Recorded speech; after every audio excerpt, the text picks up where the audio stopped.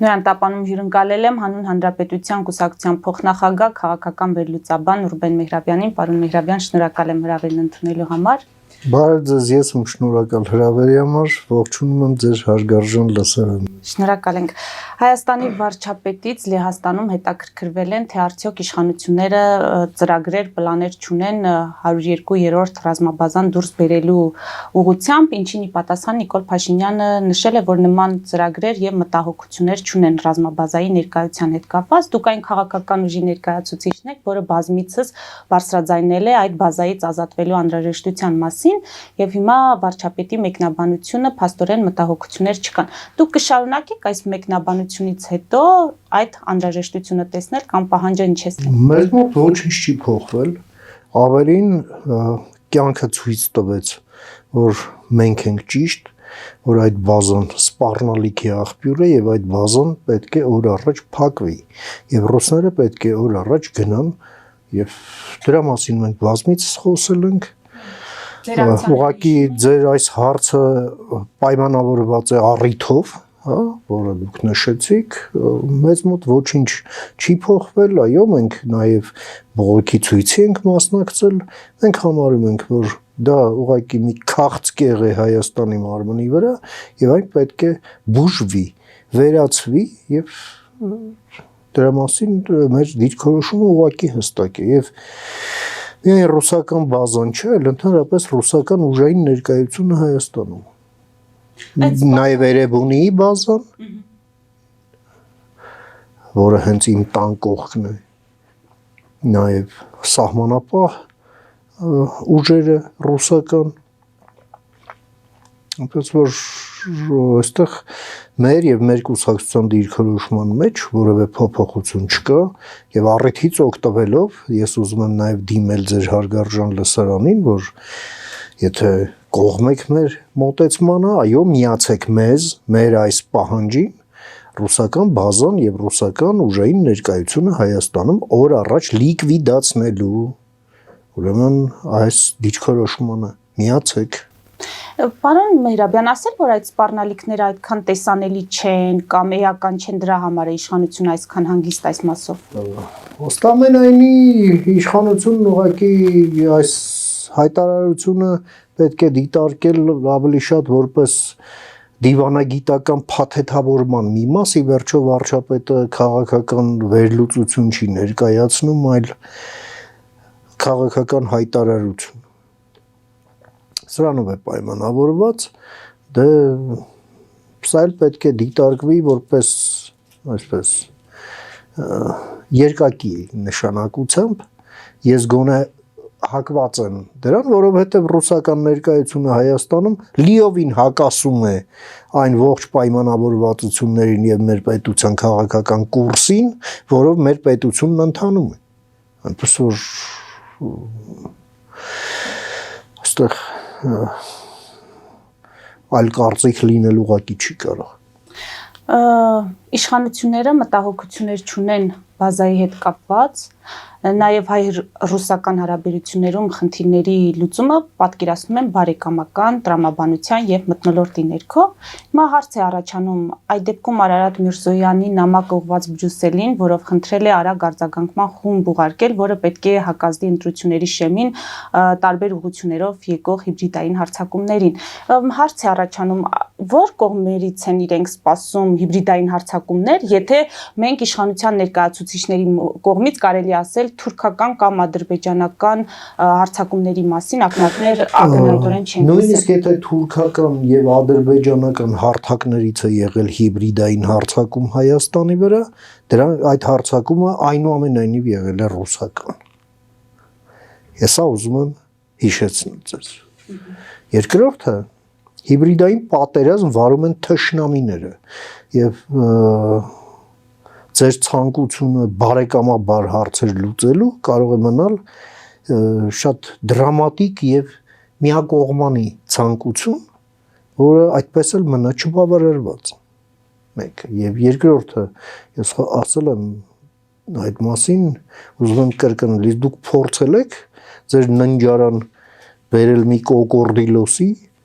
եւ նրան համոզել, որ դուք իր բարեկամն եք, այլ ոչ թե իր օրվա ճաշը։ Մի հատ փորձեք ու տեսեք ինչ կստացվի ձեր մոտ։ Ես կարծում եմ կրակի հետ խաղալ չի կարելի, կրակը պետք է հանգցնել եւ պետք է հանգցնել ոչ թե բենզինով, այլ հատուկ հեղուկներով, միայն ջուրն էլ բավարար չէ։ Հետևաբար մենք երևի թե ավելի շատ պետք է հետևենք նրան, թե ինչ է արվում, քան ինչ է ասվում։ Ասվել կարող է ինչ ասեք, բայց քայլերն ավելի կարևոր են, բայց այդ քայլերը անբավարար են ինձ թվում։ Մեր գնահատականն այն է, որ պետությունը համակարգված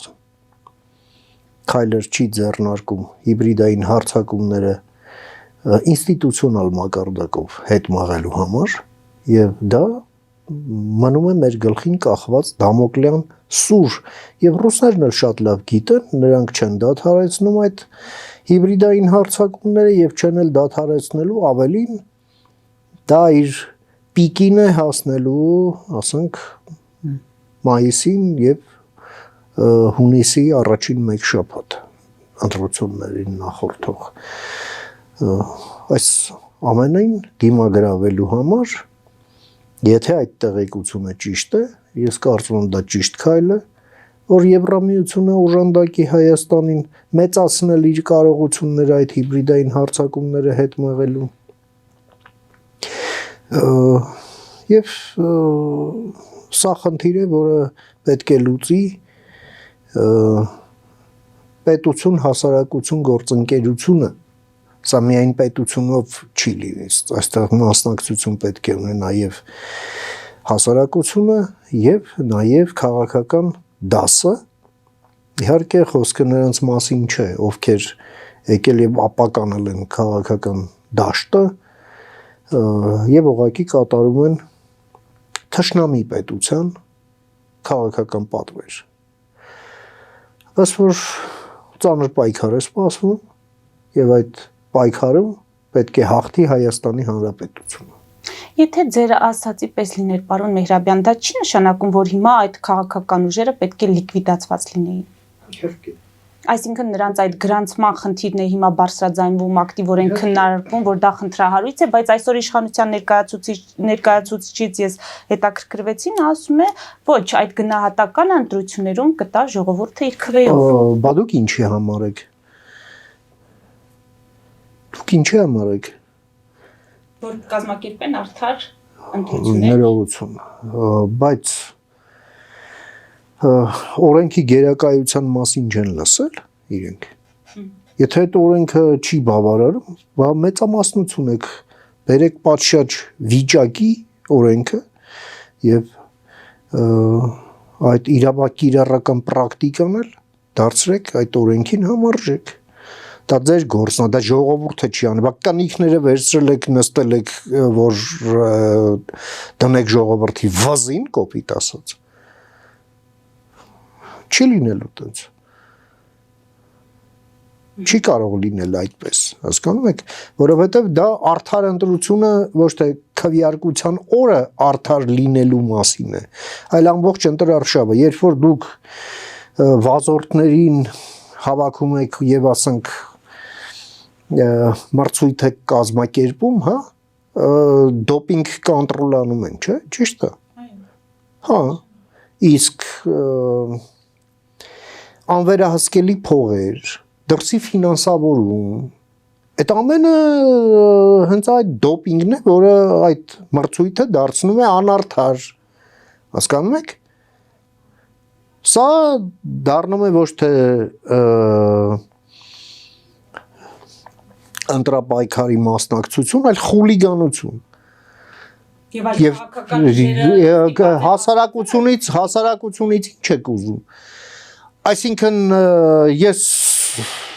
պետք է ամեն կոպեկի համար հաշվետվություն տամ, որպես կուսակցություն, իրենք շարժման տակ ինչ ուզեն, ինչքան ուզեն ծախսեն, ոչ մի հաշվետվություն, որովհետև կուսակցություն չեն ու այդ փողերի համար հաշվետվություն ուզող չկա։ Ինչ են գիտա հետազոտական բաներ պատմում։ Այս պայմաններով ընտրություններին մասնակցելու ձեր հնարավորությունը։ Մենք մեր հնարավորությունները շատ լավ ենք գնահատում, եւ մենք համարում ենք, որ մեր առաքելությունն է անդիմության փոփոխությունը Հայաստանում եւ ստիպելը, որ իշխանությունն աշխատի, այլ ոչ թե ասենց հովի թևին ընկած ու անհոգության մեջ իմանա թե ծովը ծնկներից է ու ցանկացած առարկայական խոսակցություն պարլամենտում բացառվի, հա, մենակ գողկատու եւ քաչալշուն։ Հերիքա։ Պարոն Մեհրաբյան, ԱՄՆ փոխնախագահի այցից հետո մենք լսեցինք Հայաստանի վարչապետից, որ մոդուլային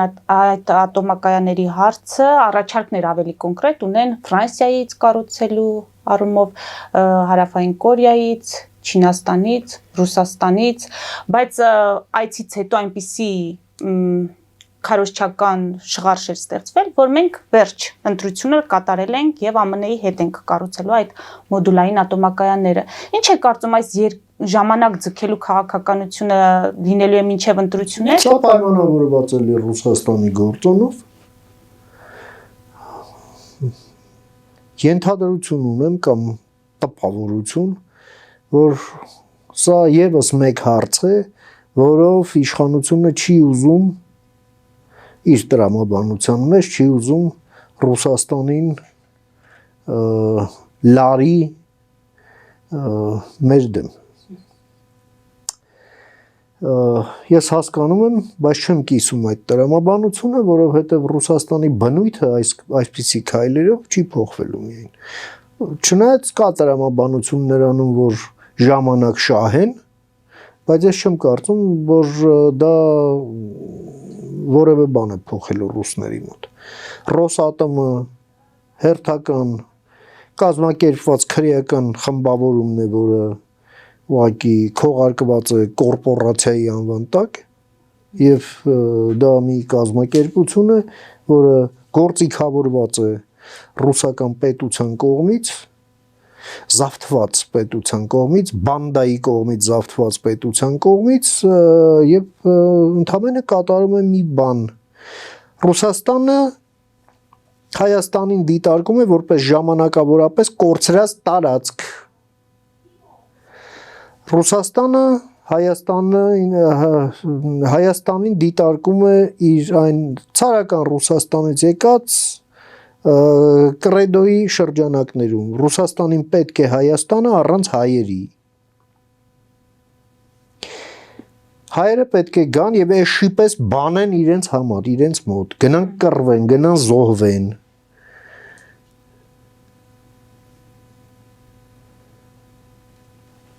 Վերածվեն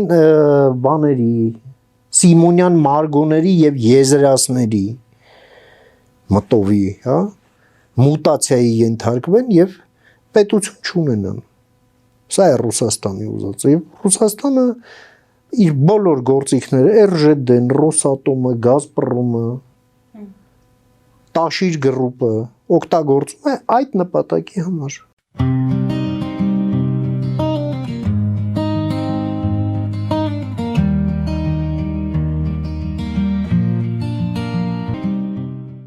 Ֆելիչե ժամանակակից ատամնաբուժական կլինիկա։ Այստեղ հարմարավետությունն ու խնամքն առաջնային են։ Այստեղ կիրառվում են ատամնաբուժական ամենաժամանակակից տեխնոլոգիաներ, ճշգրիտ ախտորոշում, արդյունավետ բուժում, նուրբ փորձառություն եւ անհատական մոտեցում։ Սկսած սովորական մանրուքներից մինչև առաջադեմ ընթացակարգեր, այստեղ դուք գտնվում եք բարձր որակավորում ունեցող եւ փորձառու ատամնաբուժական մասնագետների ձեռքերում։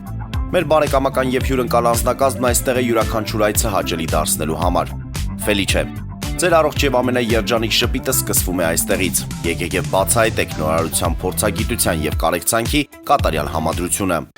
Վաճառվում է գերմանական հնաոճ դաշնամուր 1892 թվականի արտադրության ֆոն Մուրբախ։ Գտնվում է գերազանց վիճակում։ Կինը 15000 ԱՄՆ դոլար։ Հեռախոսահամար 094 115 310։ Երևան Փոստը Գրանադայի ուզում, տեղեկացնում եմ։ Դրամական փոխանցումներ 1%-ով։ Օդանավով 1 փաունդը 2.99։ Նավով ուղարկեք 1 արկղ, երկրորդ արկղը անվճար։ Ավտոմեքենաների փոխադրում անհավատալի արժեքներով։ Ինչպես նաև կահույք եւ մեծ չափի բեռների փոխադրում։ Jackpot հագուստի խանութը երկրորդ մասնաճյուղն է բացել Գլենդելի սրտում, որտեղ կարող եք ձեռք բերել եվրոպական եւ ամերիկյան ընտիր հագուստեղեն, կոշկեղեն, աքսեսուարներ, պայուսակներ ամենահարմար արժեքներով։ Նաև կարող եք ցանկացած ապրանք պատվիրել եւ ձեռք բերել կարճ ժամանակում։ Jackpot-ի Գլենդելի հասցեն է 1135 North Pacific Avenue, հեռախոս 818 813 2252։ Jackpot հագուստի լավագույն կենտրոնը Գլենդելում։ 60-ից ավելի ճանաչված եվրոպական բրենդների ինքնատիպ, չկրկնվող եւ մատչելի ընտրանին Fortuna Home and Country House խանութ սրահում։ Նորավոճ սպասք եւ կահույք հորեկա բնագավառի համար, տեքստիլ տնտեսական ապրանքներ, ամեն ինչ գեղեցիկ կյանքի համար։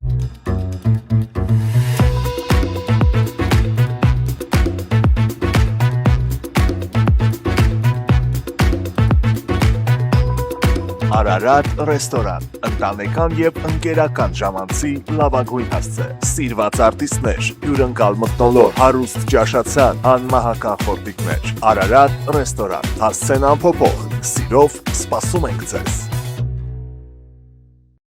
Լավագույն պաղպաղակ, բնական, համեղ եւ մատչելի գներով պաղպաղակը կարող եք ձեռք բերել բոլոր հայկական խանութներում։ Պահանջեք հայկական պաղպաղակ, Թամարա պաղպաղակ։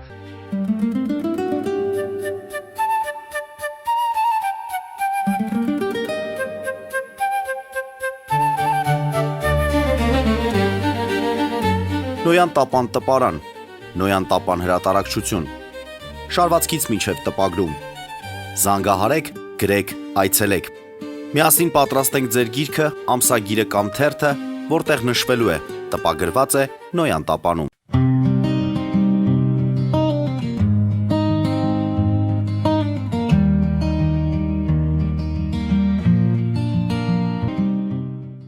Այսօր իշխանական պատգամավորը ինձ հետ հարցազրույցում նշեց, որ պետականության կորստի այդ վտանգավոր փուլը մենք անցել ենք, հաղթահարել ենք եւ հիմա եկել է զարգացման շրջան։ Դուք համաձայն եք այս Մենք բոլոր նախադրյալներն ունենք, որպեսզի դա այդպես լինի, բայց այդ ամենը երկնքից չի իջնելու։ Պայքարը դեռ առջևում է, որովհետև մեր պետության դեմ դա չի նշանակում, որ ոտնձգությունները դադարելու են, իսկ դուք էլ գնալու եք բարեկամություն անեք Ռուսաստանի հետ։ Չէ, դա այդպես չի լինելու։ Պայքարը շարունակվելու է մինչև տրամաբանական ավարտը։ Եվ կրկնեմ, որ Հայաստանն ունի այո բոլոր հնարավորությունները, բոլոր նախադրյալները իր համար դրական ելք արձանագրելու համար։ Բայց այստեղ շատ կարևոր է, որպեսզի պետության կողմից արվող բոլոր քայլերը, տնտեսական աճը, հասցեական մարդիկ իրենց վրա զգան բոլորը։ Հիմա խոսում են թոշակներից, որ բարձրացել է։ Հիմա եթե չբարձրացնեին, կասեին ինչի չեք բարձրացնում։ Տնտեսական աճ կա, ասում եք 7%, գոնե 7%-ով մարդ լնեք, բարձրացնեք թոշակը։ Չէ, ով է բարձրացնում թոշակը, ես եւ դուք, ոչ։ Դա անում է կառավարությունը։ Կառավարությունը բարձրացրել է, կառավարությունը համընդհանուր առողջապահական ապահովագրություն է համակարգ է ներդրել։ Այս ամենը դրական քայլեր են։ Բայց այդ համակարգերը մինչև վերջ մտածված չեն, այո խնդիրներ է առաջանում բուժանձնակազմի համար, իհարկե սա դեռ պրոցես է, հա, ներդրումը դեռ համակարգի ներդրումը դեռ շարունակվում է, և պետք է ամենը դետալիզացված ավելի և բժիշկների վրայից այն սովետի ժամանակվա Ուռավնիլովկայի սկզբունքը պետք է վերանա, այսինքն պետք է լավ աշխատող, շատ աշխատող, որակյալ աշխատող բժիշկը ավելի շատ վարձատրվի, քան հակառակի պարագայում։ Իսկ համակարգը վարձատրման պետք է կազմվի ըստ այդ։ Նույնը ի դեպ վերաբերվում է ուսուցիչներին։ Հիմա ատեստացիայով են փորձում օրինակ, չէ, ուսուցչի աշխատավարձը չափել, բայց նայեք նաև իր դասարանի առաջադիմությամբ։ Սեպտեմբերի 1-ից, երբ այդ դասատուն անկախ նրանից ատեստացիա անցել է թե ոչ, երբ գալիս է դասարան, ասենք ապրիլ-մայիս ամսին, այո, միած ստուգողական աշխատանք տվեք ինչ է արել այդ դասատուն 1 տարվա ընթացքում, որովհետև մենք լսում ենք շատ հորրի դեպքերի մասին, որ դասատուն մատների արանքով է նայում դասարանին, հավելյալ պարապելով է, փողով բացը լրացնում, իսկ ով էլ որ փող չունի, մնում է անտեսված։ Այդ ձեր ռեֆորմը այդ հարցը չի նախատեսում, չի շոշափում որևէ ձևով։ Իսկ ես կարծում եմ, որ դրա համար նույնիսկ քրեական պատասխանատվություն պետք է մտցնել, որովհետև չի կարելի այլանդակել անչափահաս երեխայի, մեր ապագա քաղաքացու, մեր երկրի ապագայի հոգեբանությունը նման այլանդակությամբ, օրինակ։ Հաջորդը, այո, մենք լսում ենք, որ սոցիալական ցանցերի միջոցով դպրոցականների շրջանում, ավագ դասարանների, նաև թմրանյութերի սպառում կա որոշակի։ Մենք ուղղակի բացարձակ անհանդուրժող ենք այդ ամենի նկատմամբ եւ կարծում ենք, որ պետք է ամենախիստ պատիժները Հայաստանում լինեն թմրավաճառության համար։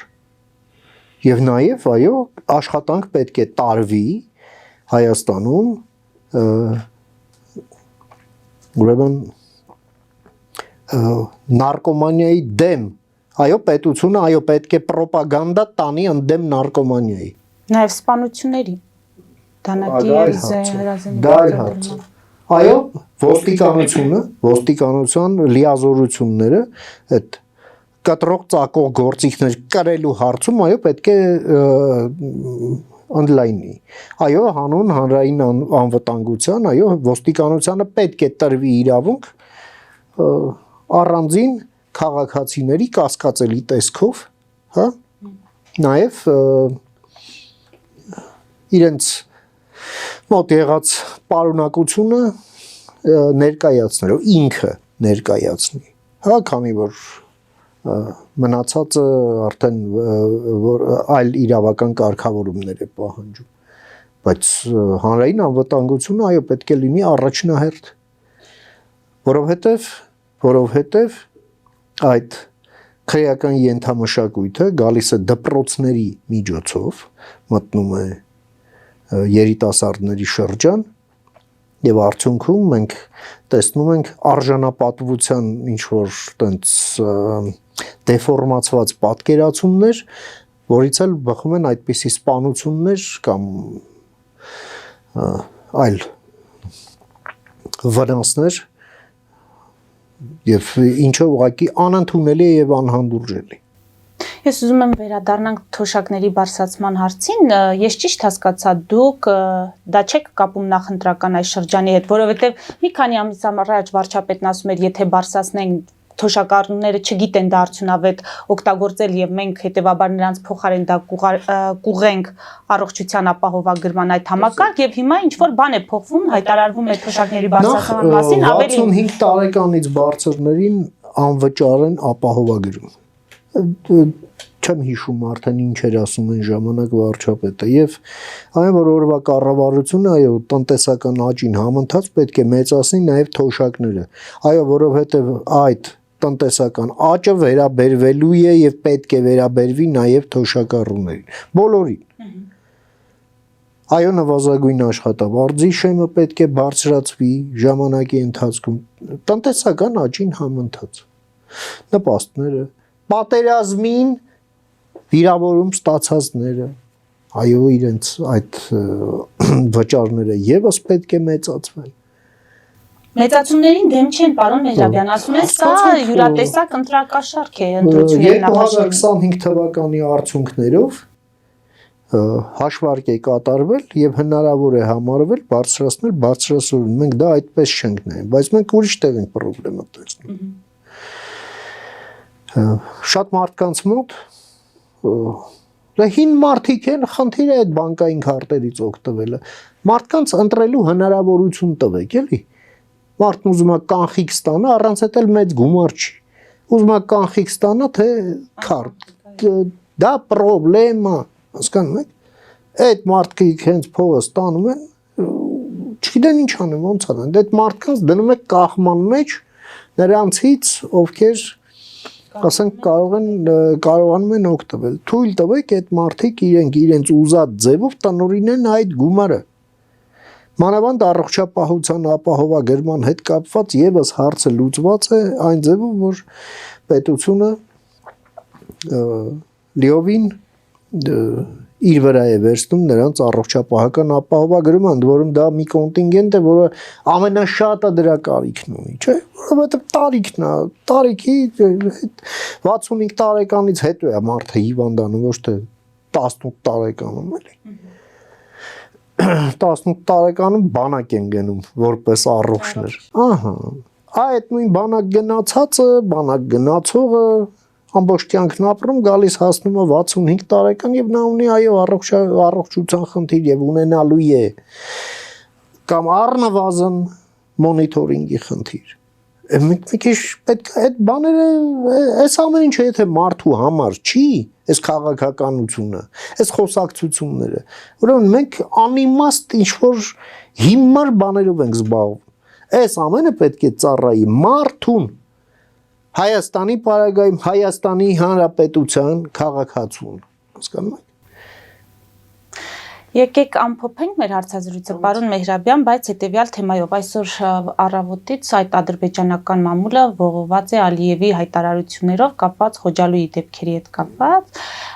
մինչդեռ Հայաստանի իշխանությունները Բաքվի ջարդերի մասին լռեցին եւ արխիվում Սումգայիթի դեպքերն են, չգիտենք կարտահայտվեն թե չէ, հայտարարություններ կլինեն թե չէ, հիմա հասկանալի է, որ կարող է մեկնաբանություն լինել, չենք խոսում, որովհետև չենք ուզում վնասել խաղաղության գործընթացը։ Սա արդարացի մեկնաբանություն կարող է լինել, կամ այս լռությունը դուք տեղին եք համարում։ Տեսեք,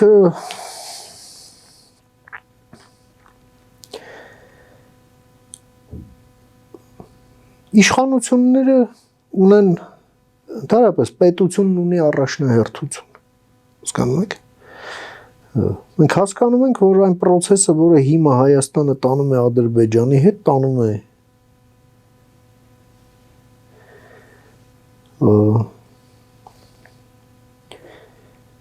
այն պայմաններում, երբ դեռ ամեն ինչ, այսպես ասենք, անշրջելի չէ։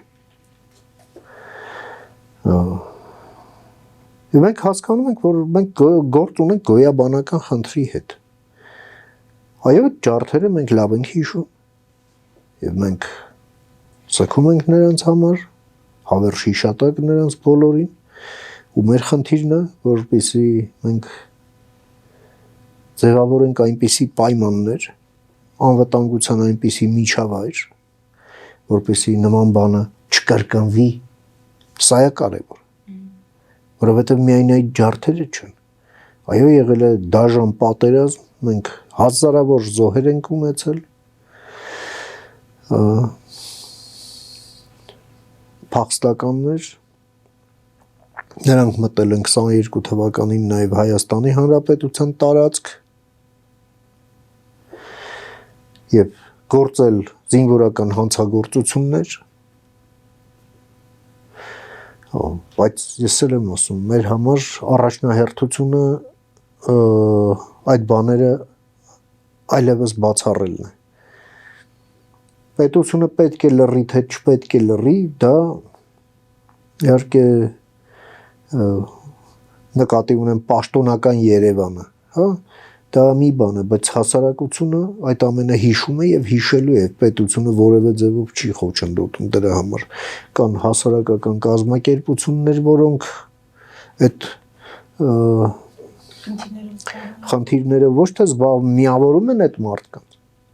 Հայաստանը ժողովրդավարական երկիր է եւ դրանք sense ասեմ, էլի պետական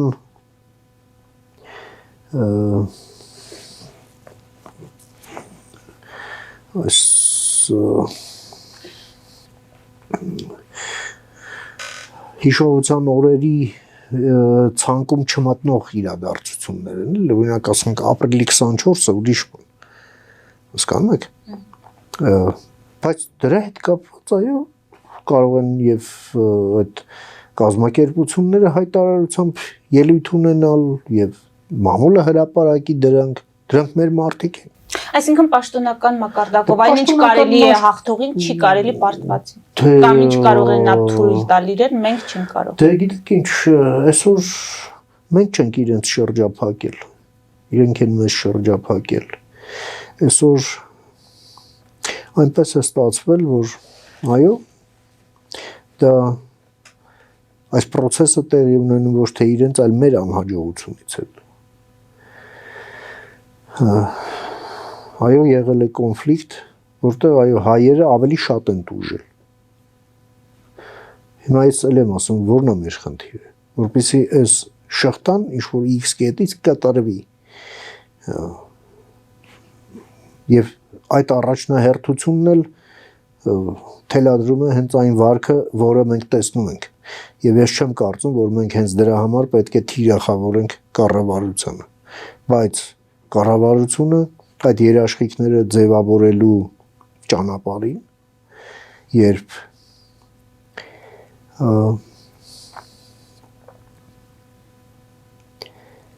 այդ կոնֆլիկտի շահառու երրորդ կողմի հետ ուզում է բարեկամություն անել, դա հարցեր է առաջացնում։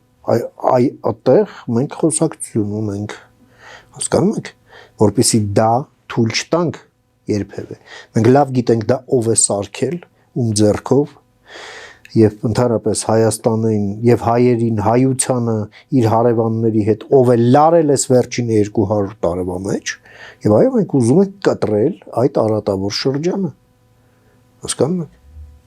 Շնորհակալ եմ։ Ես եմ շնորհակալ։ Մեծ դիտողներին հիշեցնեմ, որ զրուցում էի Հանուն Հանրապետության կուսակցության փոխնախագահ քաղաքական վերլուծաբան Ռուբեն Մեհրաբյանի հետ։ Մեր ուղիղ եթերները կարող եք դիտել Patreon-ում, նաև այդ հարթակում աջակցել մեզ էկրանին երևացող QR կոդով։